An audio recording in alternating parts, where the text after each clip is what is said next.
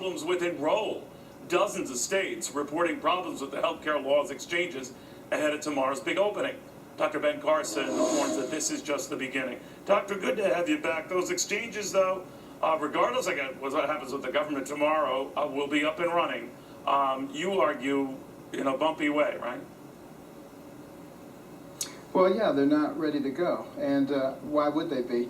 Usually when you do a very large program, you phase it in so that you can smooth out the bumps as you see them. We're not doing that in this particular case, but I have a great suggestion, I think, for Congress to get through this impasse, and that is simply to say, okay, you can have it, we'll fund it, but there can be no exemptions for anybody. And you have to take, everybody has to be treated the same way. Either you delay it for everybody, or you make everybody swallow the medicine. When the government gets to choose who gets to be exempted and who doesn't, that's not America anymore. And the other thing we have to recognize is, if we give the government control of our health care, we have taken a giant leap toward changing the nature of this country and removing the responsibility from ourselves. Doctor, there is talk that might be the final offer the House throws in the Senate's lap. Right now they are offering a twin approach where they would delay the individual mandate for a year just as they have the employer mandate, and coupled with that would be addressing this provision that allows for Congress and the President to be exempted from the law. But it might come down to just that, just the exemption from the law that Congress and the President enjoy.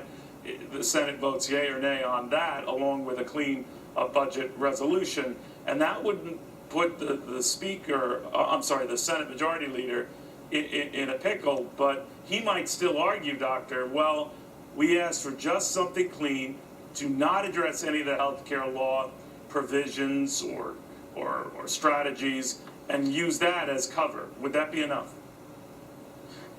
No, I think it's got to be all or nothing.